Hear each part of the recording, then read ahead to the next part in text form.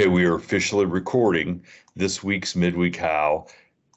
Note, it's the non-paranormal part of the From the Shadows podcast. How's that? Do you think anybody will be confused? I don't like the way you do that. You don't like the way I did that? I don't, because, I think the reason why the world's fallen, especially America, is all this safety stuff. You know what I mean? So my point was, I shouldn't give if they're not smart enough to realize... If they can't read, maybe you're doing them a disservice. So they should learn the hard way. Well, no, I'm saying that it's like a condiment on a hot dog or something.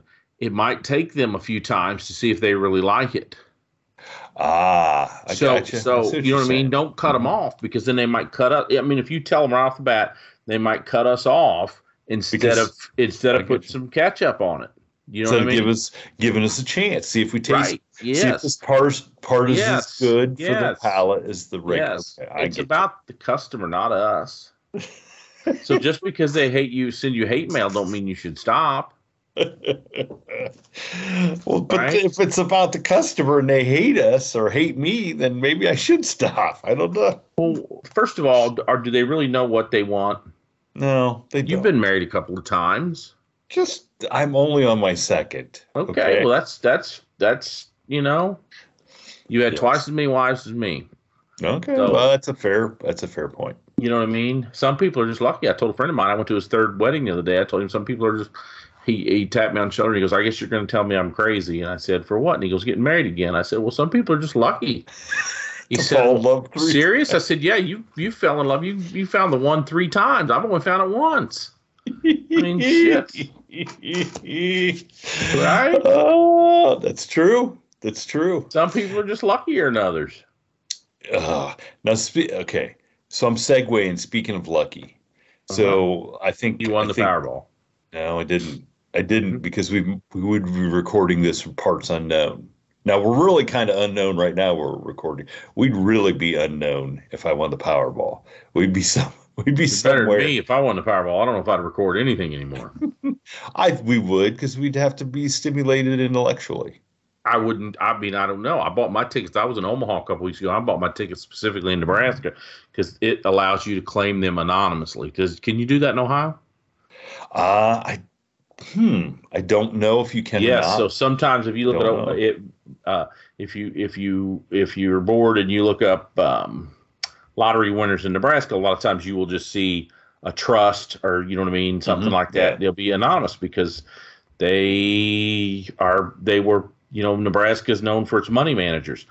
And I'm known for people that are, my state's kind of known for people that are, I don't want to say jealous, but certainly they want to know everything about everybody to shame you into compliance if you step out. You know what I mean? I know what you mean. Well, the problem is where we live in Ohio, it's so far away to drive to another state conveniently to buy lottery tickets that if I do have to tell them my name in Ohio, I will. Okay. If it's something I got to do, I can't. I'm not driving 2 hours. That's why I usually buy them when I drive around for work a lot, and when I'm at the far reaches, the furthest away from my house, I'm going to go on that drive. That's where I buy mine. So then when it says my name in Tuscaloosa or something, I'll say, that's somebody else, dude. I don't know. You know what I mean? There's names so common. Well, anyway, before you took us off track, I think last week we talked about we were heading into our county fair week here, and last night culminated the weeks-long county fair, which was, weather was nice, everything was nice, but we went to something last night because my nephews wanted to go. That I don't normally go to, and that was the demolition derby. Oh, sure, that's a great time. And I don't by Saturday night, I'm done. We've gone to the horse races. That's usually the thing worth going to. Well, we went to the rodeo earlier in the week. That was kind of fun. I will tell you, the guys riding the bulls were not nearly as impressive as the girls doing the barrel racing. Okay. I mean, these girls. Because two guys rode the bulls long enough to have a valid ride. Right. Okay. 8 seconds. Mm-hmm. Like some of them barely even got out of the gate and boom, they're on the ground. But these girls running these barrel races. Mm-hmm. I mean, those horses are going so fast and they're making sharp turn. I mean, my hat's off to them. They got guts. I seen one. I don't know if I talked about it. Me and my son and daughter went to one earlier in the summer, and the horse turned so fast. This little girl, the girl fell off. I mean, I don't want to say fell off. It's like the cartoon. You know what I mean? Pew! Like the horse went out from underneath of her. She turned. Yeah, that horse turned so quick for her. She came right out of the saddle, and she was still sitting there like she was holding the reins, and the horse was gone. Well, I don't want to say the horse was gone. He was going around the barrel, and it got to the end of the reins. He came back, but she was on her butt just that quick. Well, there was a girl who, as tight turn, breakneck speed around that barrel, the barrel starts to tip, and she has the wherewithal to reach her hand down and set the barrel back, hit the barrel. Golly, I didn't know. Can they do that? Yeah. Oh, yeah. I've always just seen them let it to a barrel drop and then complain. No. Or you know what I mean? Take the deduction. Take the point. Twice she did that and kept the barrel. See, now you're shuffling papers. Phil's going to hear that and he's going to go crazy. You know what I was thinking? That's why she's racing barrels and we are not doing a podcast. Well, she was going so fast. These girls are going so fast. I've just, I don't know, as a parent, man, I'd been like, but then I'm giving the way my knees feel, I'm projecting them onto the horse's legs, and thinking about how my legs would snap if I tried to go around a barrel like that. Since we're on the rodeo edition, my son wants to steer wrestle. They have a thing called shoot dogging. It's kind of like steer wrestling. Anyway, it doesn't matter. My son wants to do that, and of course he wants me to buy him a horse. And I was complaining to my brother because my brother's into all things interesting, and I said, I got to get, Charlie wants a horse, and now he wants to, he's a big kid, 6'3", 240. He wants to steer wrestle, and my brother said, well, that's no reason to buy a horse. And I said, what do you mean? He said, well, the best people in the world just lease those horses. And I said, do what? And he said, watch the NFR in Vegas. And he said, you'll see the top 5 or 6 guys use the same 2 or 3 horses because they're the best horses. They're the best horses. Have you ever heard such a thing like that? Yeah. Yeah. Like we just had to sell Izzy's new horse because it was injured. And oh God, don't get me on that. Did I say that so her horse that she bought last November, really nice horse, paid a good chunk of change for, started training it, and then something, is wrong with its legs. Well, the vet comes, takes a look, and is like, yeah, this stuff can't be fixed. It's not going to be able to be ridden at the level that you want to ride it. Now, it might be good for a fair horse, but, or trail or something. Really? Yeah. So she had to put it up for sale, and she sold it for, now we were just doing math. A third of what you...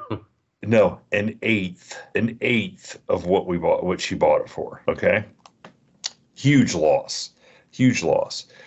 But the person that sold it for her sold it to a guy in West Virginia. She turns around, sees it the very next day up for sale by this guy who's a trainer. And they don't disclose the injury. Don't disclose it, and had added $10,000 to the purchase, to the price that he paid for it. And basically, he's going to when somebody comes to look at that horse, he's going to drug it up. So you can't tell anything's wrong with it. And the people come, see it looks great because the horse is beautiful, has a great pedigree, is going to see it's great. They're going to say, man, this is a pretty good deal. We'll buy it. And then when they come back to get it, he'll drug it up again so it won't show an injury or anything. They'll get it back to wherever because people go from state. I mean, she bought it from another state, So and what that guy say? Did you ever call him back? It's not like a Labrador that's got a hip dysplasia guarantee or anything. No, the guy is, it wasn't a guy. Like she sold the horse through her trainer, and her trainer sold it to this guy in West Virginia. She didn't even know. She just happened to see, because she's on all the sites, looking for a new horse, and that this guy had it for sale for $10,000 more than what she just sold it. And it's like, it makes you sick because somebody else is going to get screwed. on this horse. And there's no saying that she didn't fall victim to that when she first bought it. Yeah, that's what I'm saying. How do you know it wasn't injured when you guys bought it? It most likely was, but we don't know that 100%. But anyway, so the girl that was training this horse that she had, she leases horses. So she has people that lease them to ride them into Congress and stuff. So yeah, I've seen that all the time. People, that don't want to purchase a horse, and I don't know what the lease payments are or whatever, but if you want to get a $50,000 horse, you may not want to buy it. Because here's the other thing is stuff. My brother says out at the NFR they get a percentage of the purse. That's probably part of it. I guess like a caddy or something, you know what I mean? Like, I don't know. I don't know if it would be that would be the deal in a show horse, right. Because you're talking a performance horse or whatever.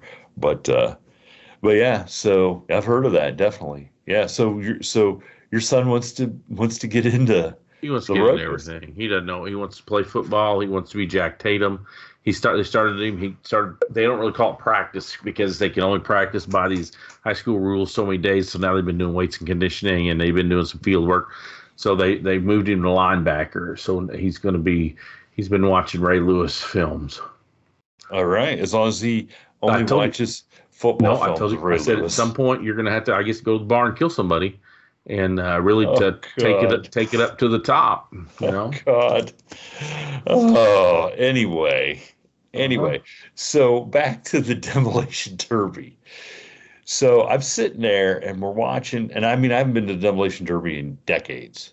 Okay, and so we're watching, and it's the compact car event. So all these people are bringing in, little bitty buzz cars. Mm-hmm. Yeah. So in rolls, and if people want to see this, they can go to my personal TikTok or my personal Instagram, Shane Grove Author. I put up a little video of the car that I was rooting for, but enrolled, I kid you not, it must have been a 76, 78 Gremlin with rear tires that had to be off a push mower. They were like, I don't know why. I think they do that so they can spin around. Is that what the deal is? I don't know. You mean they actually? I don't know. I seen the little figure 8 races here at the fair here a couple weeks ago, and they had some little.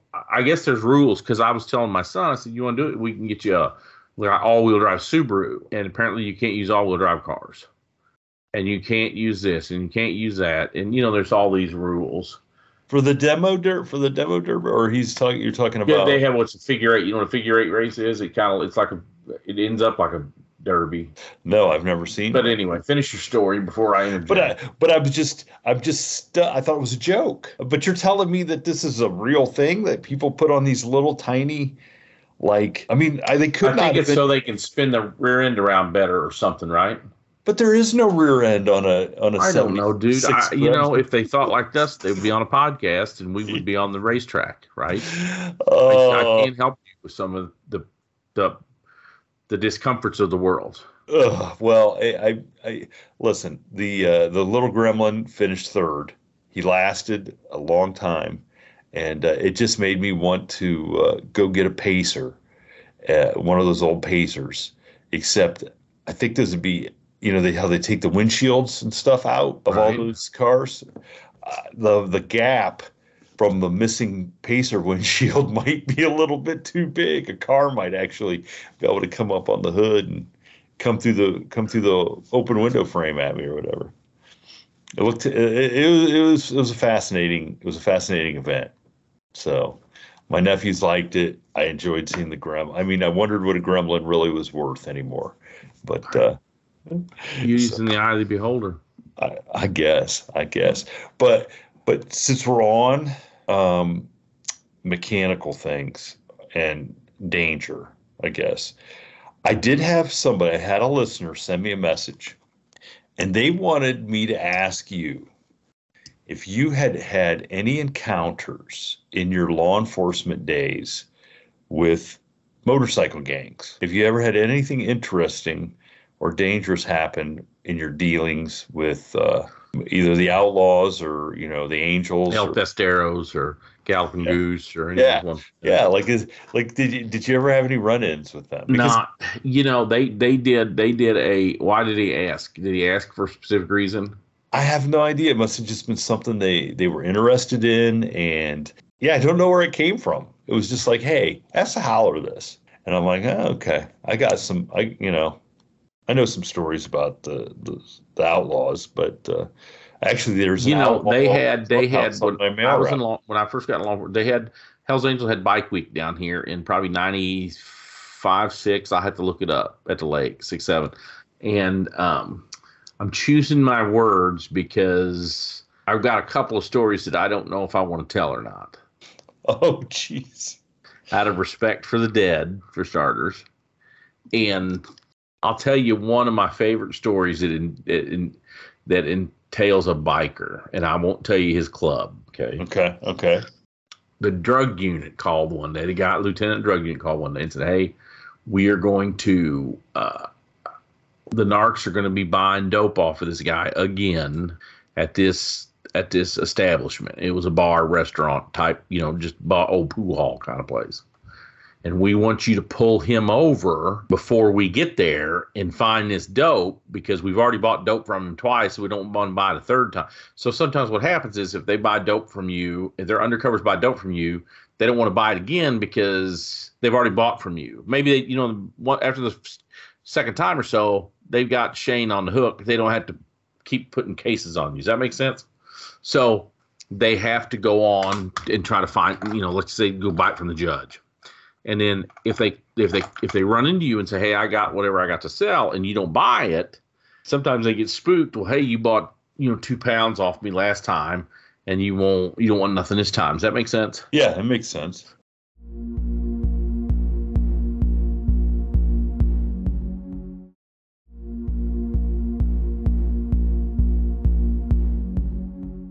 So what they'll do is, and especially when they have these what they call drug roundups, so what they do is they put a whole bunch of cases on people, and then they round them up all at one time, and that way nobody really knows who ratted them out for a long time. You know what I mean? Yeah. Because if the first one gets arrested, then they know. Yeah, he knows who he sold dope to last week. Yeah. So it's over a period of time. So just keep that in your mind. So what they'll do is they'll call up and then. Like me, a traffic car, I'm going to pull this guy over. I'm going to find the dope. I'm going to take him and he just thinks I was lucky enough to, pull him over instead of all the cars. And I was nosy enough to find the dope. He doesn't realize that, no, I was somebody that tipped me off. Okay. So keep all that in your mind. So I go out there, and where this guy was coming from, now he's supposed to be in get this, a Ford Fairmont, because. Okay. That's an oldie but a goodie, right? Because he is driving his, I don't remember if she was dead or not, his mother's car, because it had been raining the last day or two. You know what I'm saying? Mm-hmm. So they say, hey, it's going to be this, kind of a light yellow Ford Fairmont. I don't think it was a Mercury Zephyr. I'm pretty sure it was a Ford Fairmont. And if you know what a Mercury Zephyr is, it looks just like a Fairmont, but it's a Mercury. Because I have two stories that take place. One of them has a Mercury Zephyr, light yellow, and the other one's a Ford Fairmont, light yellow. Oh, God. And the other person he was driving his dead parents' car, which is a whole other story. So I'm sitting out, and there's a place where the highway goes from 4-lane to 2-lane back to 4-lane. And I'm sitting right at the bottleneck. And what happens is when all these cars come off the 4-lane, they get bottled down because of bridge work. They've never been able to complete this second overpass. Anyhow, it's just a good place to trap people because they're going 65 mile an hour, and then boom, they got to go 55. You know what I'm saying? So, yep. He had to drive through that intersection or that strip of road. So I go out there, and as I'm sitting there, and this is back when you had bag phones, if you know what a bag phone is, I had a bag phone.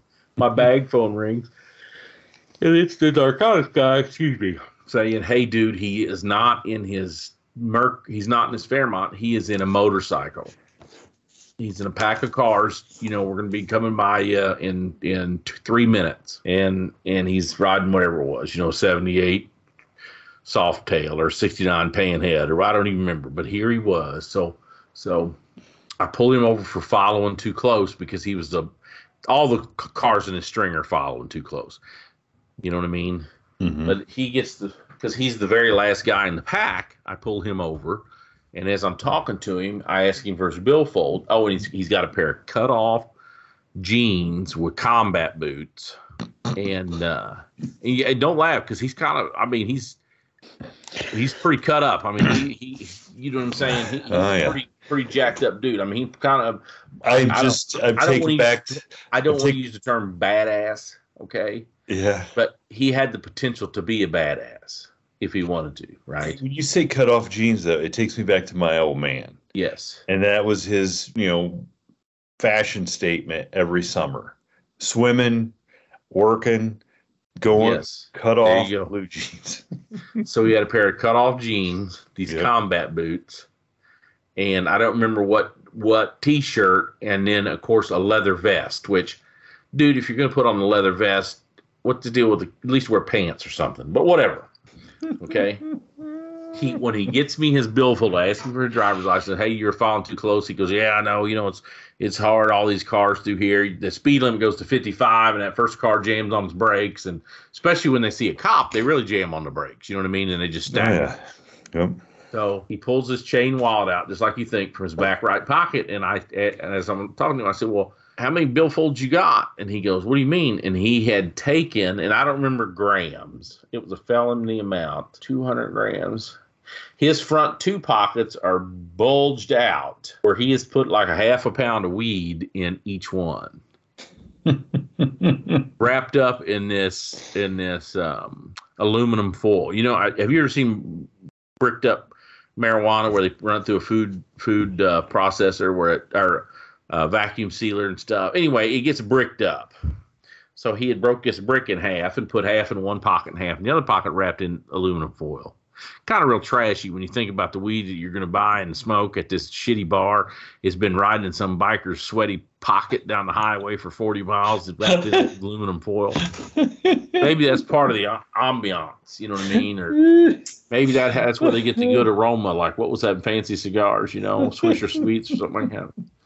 You have Sweaty Biker, weed by Sweaty Biker. So I asked him what he had in his pockets, and before it's all said and done, he pulls out all his weed. Okay. So he gets arrested for felony possession of marijuana, and I take him to jail.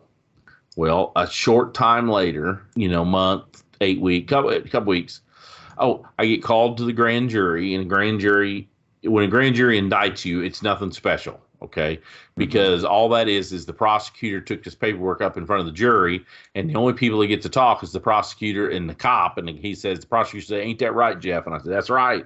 Okay, so as I'm telling the story in the grand jury, I start talking. Hey, I was out there where the traffic goes from 4-lane to 2-lane back to 4-lane, and this guy was tailgating. And anyway, as I'm telling the grand jury, I could tell people shaking their head that they must have drive out there and know how people tailgate. So that's always a good feeling. Whenever your jury is nodding their head when you're telling a story, that's usually a good sign. So he files what they call a motion to suppress my stop. Okay. So his lawyer comes out there and says, of all the people that day, you stopped my guy. Why? But before, so we go up to the court and for this motion, I get a subpoena motion to suppress hearing. So I go up to the big judge. The circuit judge's chambers, or his courtroom, which you hardly ever go to except for like murder trial, big stuff, right? And there's a thing going before him and me. So it was my guy's motion to suppress, and there was an old black guy sitting by himself on the left, and on the right is 3 state of Missouri lawyers. So this is the case before us, right? Which is why I love to hear this story, because this is how the judicial system used to work in America. So the state opens their case by saying, the plaintiff, whatever his name is, he was incarcerated in the state of Missouri for 38 years for armed criminal action, armed robbery, blah, blah, blah, blah, blah, right? and he has worked in various positions within the vocational rehab program, or whatever they call it, vocational enterprises. And he's accrued this, I think it was $3,200. Okay. And the state of Missouri filed a petition to seize that money upon his release to pay for his room and board the last 38 years or whatever. And these lawyers do this great big, you've been around enough lawyers. I think your daughter's a lawyer, big flowery word salad on how, pursuant to this statute and that statute and this statute, the state of Missouri's got all right to that money. So the judge looks over at this old black man and says, Mr. Biggs, or whatever his name is, what do you think about that, or something? And he stands up and he goes, well, Your Honor, they're right. I spent 38 years in the Missouri penitentiary. I robbed something in St. Louis when I was 19, and they gave me 40 years, because that's the way, it used to be back in the old days, right? Oh, yeah. He said, I started working in the laundry at 10 cents a day, and then anyway, ended up in the wood shop last month when I got out making $1.25 a day. And spent my whole life in there, and that's my whole life savings. And if you take it away from me, I won't have anything. I'll be back on the street. And of course, as he's telling the story, the state's lawyers object and try to say, well, Your Honor, something. And of course, the judge tells them to shut up and let the old man talk. So the old black gentleman tells his story, and the judge looks over at these three state lawyers and says, give the man his money. And the second state lawyer got up and said, no, Your Honor, I don't think that's prudent to the taxpayers, and gives this big flowery stuff, you know what I mean? And the judge says, I said, give the man his money. And the third lawyer started to say something, and the judge said, if you want to get on the prudent expenses of the taxpayers' money, why does the state of Missouri need to send 3 lawyers to go after a man that's pro bono, that's been in the penitentiary for 30 years? I said, give the man his money, and if you want to keep talking, I'll double it. He said, no. So we were the next case up. Oh, that's great. And didn't take it under advisement, and give the man his money. So the next case is they get me up there, and I tell the story, and the dude says, how come you stopped my client? And I said, well, because he was the last one in a group of 7 cars. I can't pick out number 3 or 4 safely. So the judge looks at this lawyer after he asked me about the third question. He goes, how much marijuana are we talking? And of course, the prosecutor has it as evidence, brings it up there. And the judge says, now, do you want to talk about how your client put, I don't remember, I think it was 1 pound or 2 pounds. I don't remember. It was a lot for the time. You don't want to talk about how he had 1.5 pounds of weed in his pockets? And his lawyer says, Judge, we don't really want to get into that right now. We want to get into why he was stopped in the first place. And the judge says, oh, I bet you don't, counselor. You know what? We're going to bind this over to trial, and we'll look at the whole thing. And then maybe you can tell, I don't remember how he said it, but basically held it over the trial. And the reason why I like that story so much is because the old black man gives the man his money, not this biker and his 1.5 pounds of weed, which he ended up pleading out. We didn't even go to trial because he pled out. And I got another. I'm going to tell one of the 2 biker stories. There was a friend of mine's uncle was a good friend of mine that I've talked about on the podcast. I actually asked him to be on the podcast. His uncle was a dude for the Alfisteros. Do you know who the Alfisteros are? No, I do not. They're a sister club to the Hells Angels. They're I think they're the only club older than the Hells Angels. Where are they based out of? Oh, well, they got clubhouses all over, but they got a big one in Kansas City. Okay. All right. Yeah, I've never heard of those. And anyhow, he was a notorious outlaw, and this goes back to the way stuff used to be handled. Okay, he was a notorious outlaw down here in small town America. You know what I mean? It's pretty hard to, if you're a real badass down here, everybody, especially law enforcement, everybody knows who you are rather quickly. It'd be like being the only Hells Angel in Bucyrus or something. You know what I'm saying? Everybody's going to know who you are rather quickly. Yes. Yeah. And he was driving up the highway one day. Anyway, he ended up getting killed. He supposedly he took a gal out, and I can't really tell you what all he's supposedly done because I got family and kids that listen to this podcast, but he did some rather brutal stuff to this gal. Okay. And she tried to press charges. The family, good old German Catholic family from the country, tried to raise the alarm. And unfortunately, there was a lack of witnesses, or there was a lack of prosecutorial guts to take on this badass or whatever, and he was not charged for what was alleged happened. Okay. And he was killed. He ran his motorcycle off the road. You know those fancy like 4-board wood stained fences? Oh gosh, yeah. So there was a fancy 4-board wood stained fence out here on the state highway where he was known to have travel quite a bit. And he ran through that fence, big straightaway, where he was known to drive as fast as, you know what I mean? You know, however fast a big old Harley will do. And he had a real Harley, you know, like a 62 Panhead or something. And the fence won. No, well, the fence did him in, but what hurt him, and when I usually tell the story is, somebody shot him in the face with a load of 8s from a shotgun. If you know what a load of 8s are, like little bitty bird shot. Yes. And I usually say, and that didn't kill him, or whoever I'm telling the story to, he goes, God, that killed him. I said, no, but the fence he ran through afterwards did. Oh my gosh. Uh-huh. And guess what? That crime is unsolved too. And I think it's because the same inept law enforcement, or not inept, but the law enforcement that didn't want to take, there was a lack of witnesses on his prosecution, and there was a lack of witnesses on what might have been, you know what I mean, who nobody saw nothing. So is that one of those cases where it's like, probably the guy got what he deserved? I think this gal's dad sat out there with a shotgun and waited for him to drive by and shot him in the face. Really? That's what I think happened. Mm-hmm. Interesting. Or a brother or somebody in that family. I think that's exactly what happened. Because, I mean, I've drove down a hell of a lot of highways and nobody ever accidentally shot me. Right? It's pretty rare. Back then, it was real rare. It just me, you know what I mean? it just so happened to be flies are bad. Yeah, God. It just happened to be a guy that deserved it too. You know what I'm saying?